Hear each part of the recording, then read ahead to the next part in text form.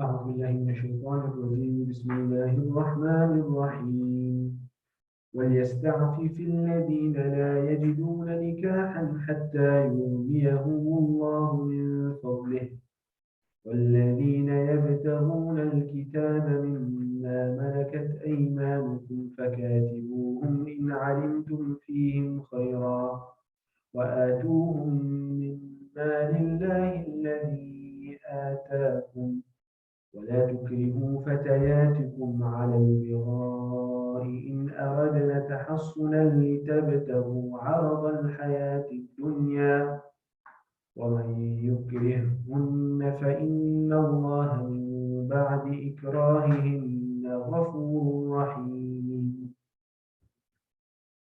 ولقد أنزلنا إليكم آيات مبينات ومثلا من الذين خلوا من قبلكم وموعظة للمتقين.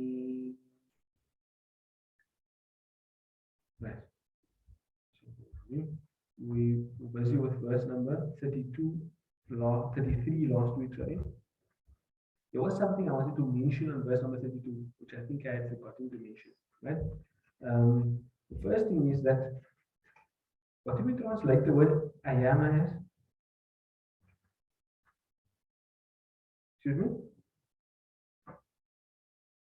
As? Sorry, this was single view. Okay, no good. I just wanted to make sure that I translated this because I didn't mention the word oftentimes refers to a widows, right? But it comes from the word ayama, as a plural of the word ayyim.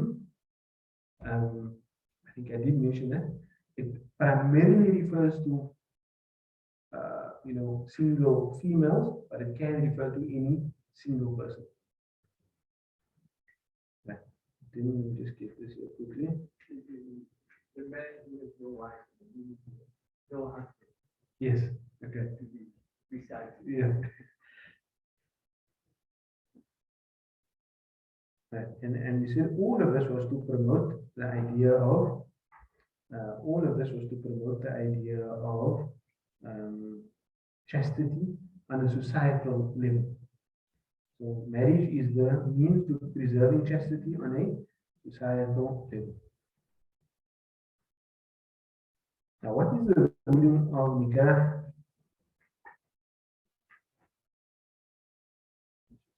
Okay. The ruling of nikah differs according to different categories of people. I just want to present to you.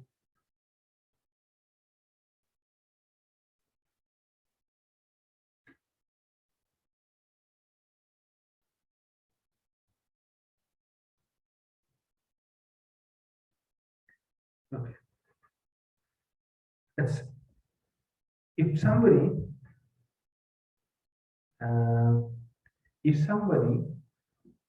he is desirous of marriage or he has a need for marriage, right? What do I mean when I say a need? When I say he has a need for marriage, he has a haja for it, is that if he doesn't get married, he will fall into sin. Right?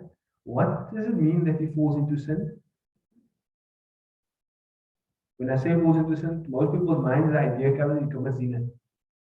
There's other sins that's not committing zina. There's looking at pornography. There's looking at people. He has a lust that's not fulfilled. Right? People may struggle with that sin even after marriage, but at least to a great degree they have an outlet for for that lust or for their desire. Right? So if somebody has that need, then it is mustahab for the person. If he has the means, if he has the means. The original hukam is that it is mustahab. If somebody will definitely fall into haram, if a person will definitely fall into haram if he doesn't get married, then it's wajib for him to get married. In the classical books of fiqh, they will say that It's not necessarily wajib, but you see at that time, they had concubines. So a person needn't necessarily get married to fulfill that desire. However, that is not present in our society. So if a person is definitely going to fall into haram, then it is wajib for him to get married. Right? What if he doesn't find the means? Then he must borrow the means. Then he must borrow the means. So the original position is mustahab. If there is like if the person is definitely going to do something, especially something that will like zina, somebody that was married before, somebody they'll be killed for it. So the Sharia will tell you, rather take a loan than do something for which you deserve to be killed. Right? So he must, yeah. So for the person that finds this.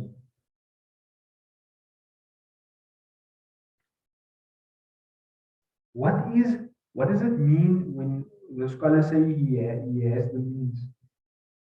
They say he must have the means for the mahar, if it is a current mahar, and he must have money for, he must have funds for the nafaqah of the day.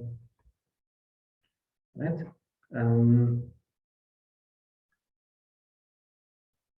Yeah.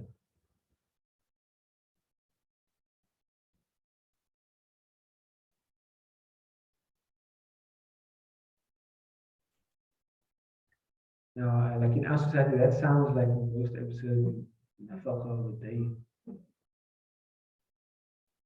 Right? Obviously, you look, he must have the money for that day, but he must have the potential to earn for these things. I mean, look, there's a difference between the hukm of getting married and what is a good spouse or suitor. So if a person has the need, then it's mustahab for him to get married. You can't just decide on your own, okay, I'm not going to get married. You have to have somebody to get married to. That person will have to do an assessment of the suitability of the person, etc. And one of the things that you can look for in a person is their ability to earn, to be able to make nafaqah, because that is an essential component of the contract. If the person doesn't have the means, then it is recommended for the person to not get married. Right? It's recommended for the person to not get married. But then there's also conditions. There's different groups. If he has the need to at the level that I mentioned before, then it becomes wajib. Right? If he just doesn't, if he doesn't have the means, then it's best for him to not get married. Why? If you don't have the means to fulfill a contract, why would you enter the contract? So there's a contractual element that you have a response. You sign yourself up for a responsibility. If you don't have the means to fulfill that responsibility, then you're playing with somebody's life. So it is mustahab for the person to not then get married, but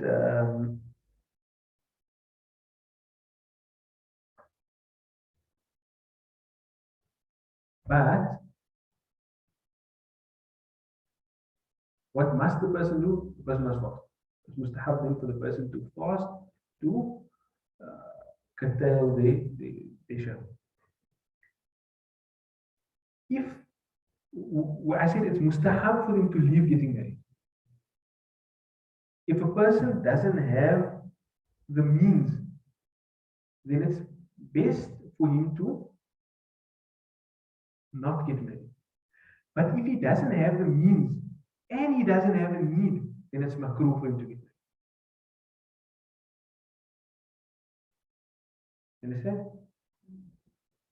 If he doesn't have the means, but he does have a need, but not a super pressing need, then it's best for him to not get married. He has a need, but there's not a need that's going to drive him to do now. Serious haram. He doesn't have the need. It is mustahab for him to not get married. But if he doesn't have the need and he doesn't have the means, like if a person is carrying on with his life, he's studying, whatever the case may be, he doesn't have the means, he's also not in an urgent need, it is makruh for such a person to get married. Right?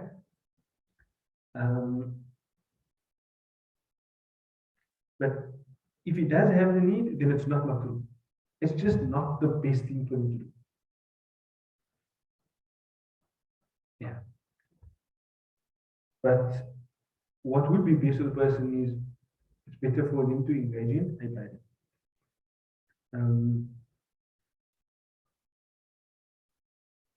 But if the person's like not getting married and they're not going to be buzzing their time with ibadah or learning or something important like it's gaining ilm or engage in ibadah, then it is better for the person to actually get married. And this distinction often the scholars bring when they speak in reference to females. Because the females aren't required. When we had this discussion, we looked at two things. We looked at need and means. Need and means. We said if need is there and means is there, mustahab. If need is so strong that you're going to do haram if you don't get married, then it becomes wajib. Right?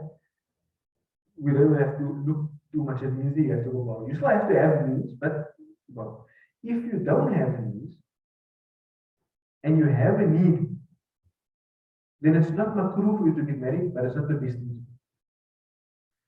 If you don't have a need and you don't have the means, then it's makruh for you to get married. If you're going to engage in ibadah, if you're not going to engage in ibadah, it's not like as bad. Right?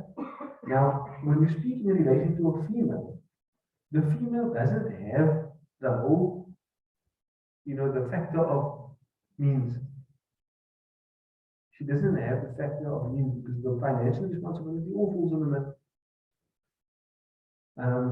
So for her, it's more a play between need, not need, or the need and its absence, and whether the person will busy herself with other beneficial activities like ilm and ibadah, or she won't. If she just remains unmarried, but she's not doing anything like important with her life, then it would be better than likely for the man.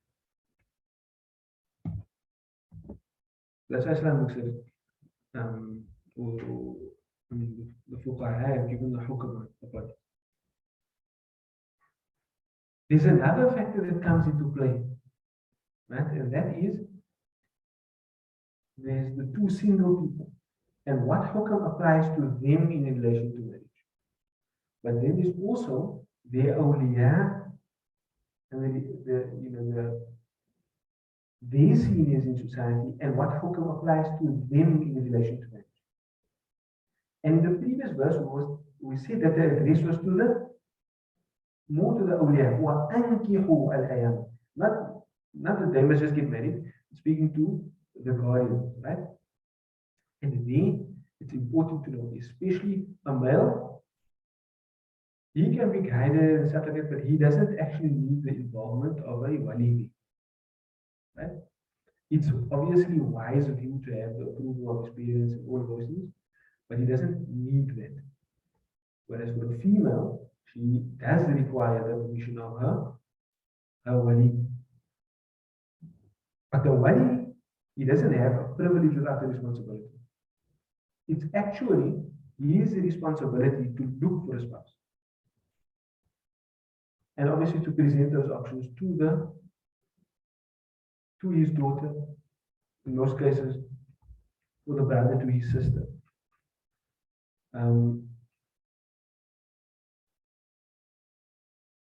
He has the right to refuse if it's a reasonable refusal. Right? If the person is engaged, for example, in open sin, or the person is clearly unable to fulfill the contract for the need, like seeing to the need of his daughter, even if she nags. Um, However, he also will become sinful if a suitable suitor does come and ask for his daughter and he says no without reason and he doesn't have anybody better for her to marry. Then he is doing a different sin. That sin is called oven. So oftentimes people don't know that that's actually a sin. If you have a wali, the guardians of a female, and they essentially bar her from getting married to a suitable suitor, that is a sinful action. Yeah? Obviously, if you feel that, look, I'm rejecting the suitor because of the presence of a better suitor, then then it opens up the door to some other details. But then he won't be necessarily the same.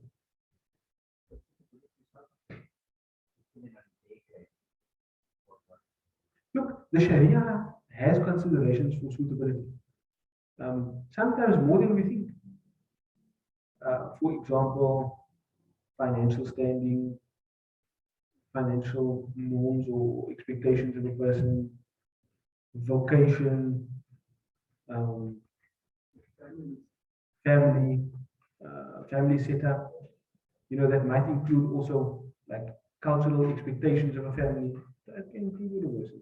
The Sharia is not blind to it. But that responsibility of assessing that suitability falls on the wali.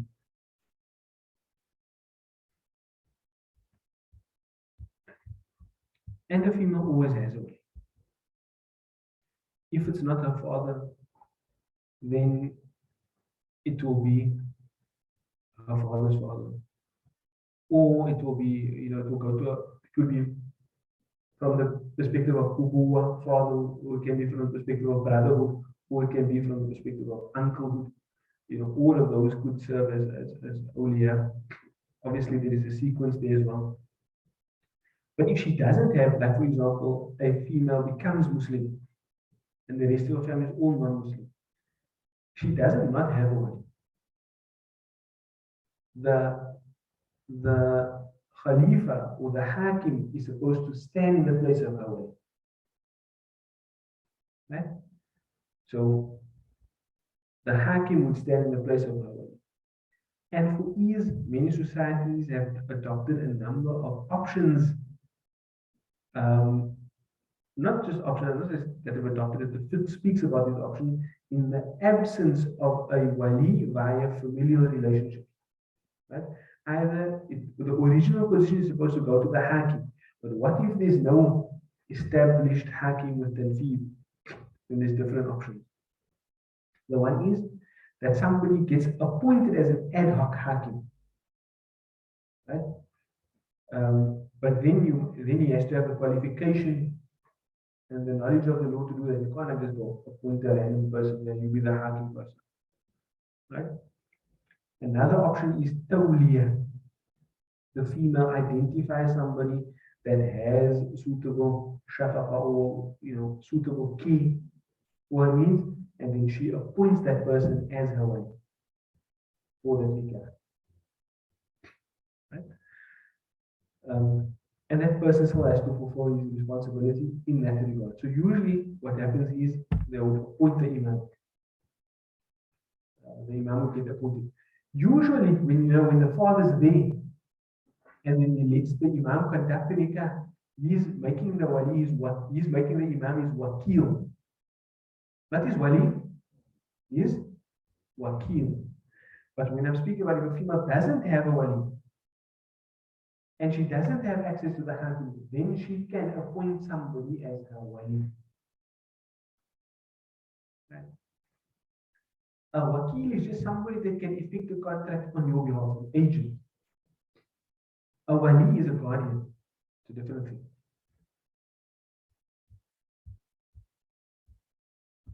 Right? So those are the laws over there. Then we got into in the verse, وَلْيَسْتَعْفِفِ الَّذِينَ لَا يَجِدُونَ نِكَاحًا حَتَّى يُغْنِيَهُمُ اللَّهُ مِنْ فَضْلِهِ. In that whole verse, that idea of isti'afat, that to seek chastity, I spoke about that now when I mentioned the different ahkam. The person must fast and he must engage in ibadah, using those as means to maintain his chastity. Right? And obviously, there's other things in that regard. He mustn't put himself in spaces where his chastity will be compromised, where he's going to, intensify his shahwa or anything like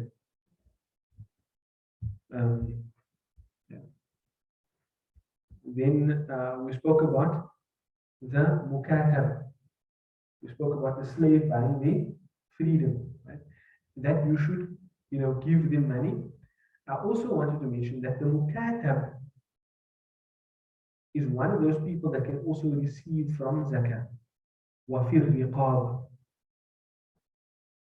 When the verse that speaks about the categories of people that are eligible to receive zakah, one of them is وَفِي الرِّقَابِ. Now, that may seem contradictory to somebody because generally a slave doesn't have that kind of ownership.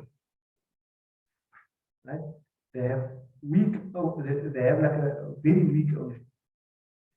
But as for the mukatab, the slave that has entered such a contract, him you can give him zakat to buy himself up. Because he has a stronger degree of ownership than a normal slave that does not have this mukatab contract. Doesn't have the potential of buying himself out of slavery.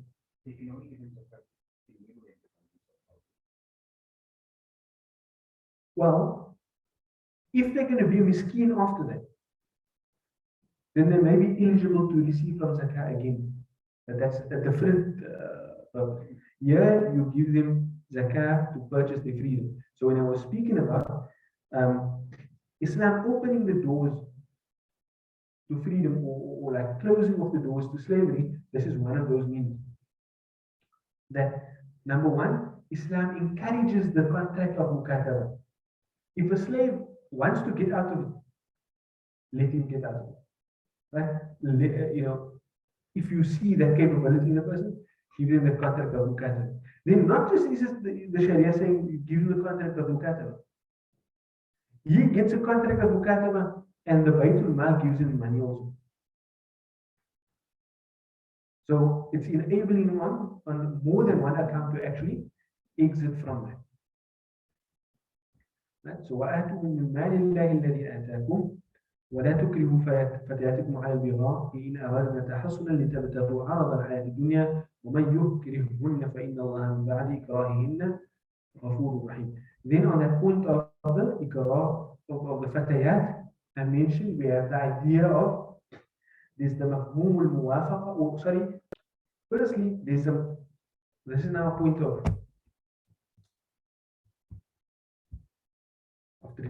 Islamic government experience. To now to interpret the verse. This is how you interpret the verse. Firstly, you have the mantuq of the verse. The mantuq means exactly what it is saying, the literal meaning of it. Right? Then you have, as opposed to a mantuq, you have a mafhum. Not something that is literally said by the verse, but something that is understood from the verse. Something that is understood from the verse. The mafhum can be of different types. The mafhum can either be mafhum al-muwafaqa, which means a meaning that is in agreement or that has the same type of ruling like the actual literal meaning of the verse. For example, if I say the verse in the Quran says about your parents, وَلَا تَقُلْ لَهُمَا أُفْ وَلَا تَنْهَرْهُمَا وَقُلْ لَهُمَا قَوْلًا كَرِيمًا.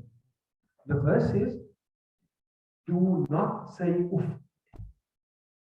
If there's another meaning that agrees with that meaning, with the same ruling, do not, we call that a mafhum al-muwafaqa. So if I say to you, I use this verse and I say, Allah says you mustn't say this, so do not hit your parents. The verse doesn't say anything about hitting. The mantuq, the literal meaning doesn't say anything about hitting. But the understanding from the verse, the understanding that has the same ruling, says, even, more so, bil awla, more so If you cannot even say off to your parents, then you shouldn't say, you shouldn't hit them. But what about if I say, just like frowning at your parents?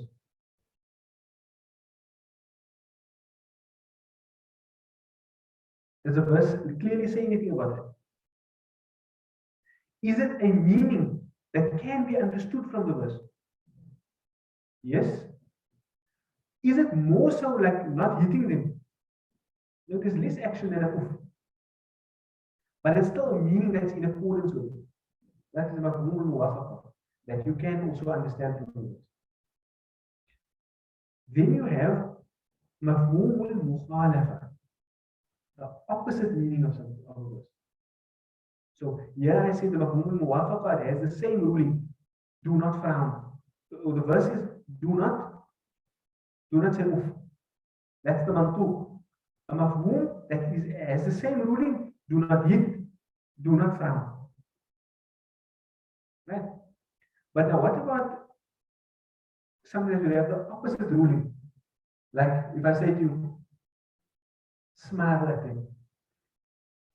Now I'm not telling you to not do something, I'm telling you to do something. So it's the opposite ruling.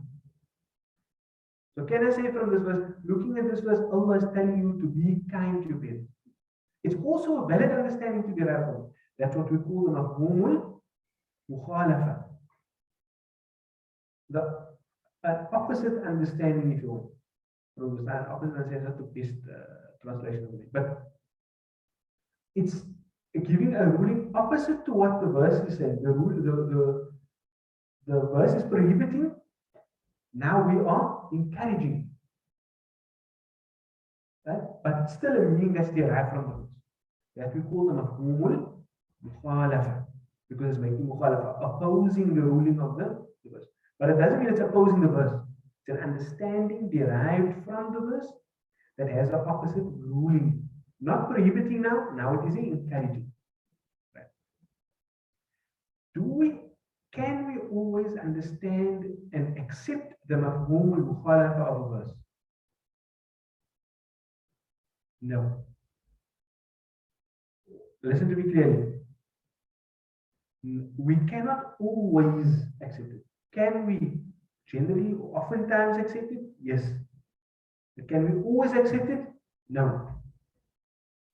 There must be some other kind of evidence that indicates to that.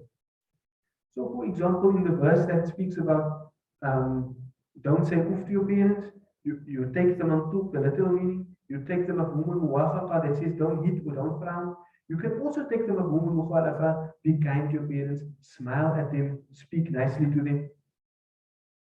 You can take it over there. But in some verses, you cannot take it. For example, in one of the verses that pertain to matters that we're speaking about here, who is haram for you to marry? Allah subhanahu wa ta'ala says, one of them, وَرَبَائِبُكُمُ اللَّاتِي فِي حُجُورِكُم. Your stepdaughters who are in your laps. Meaning, they were like little girls who sat in your lap. So can you say, if they didn't sit in your lap, then you can't marry them? No. That's a mafhum al-mukhalafa. But you cannot accept, it's not acceptable in that context.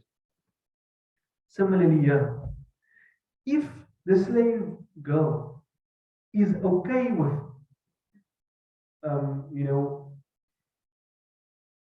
if she's okay with being like, pumped out, I don't know what's the other word, like basically, our masters, letting her do that as well. It's still haram.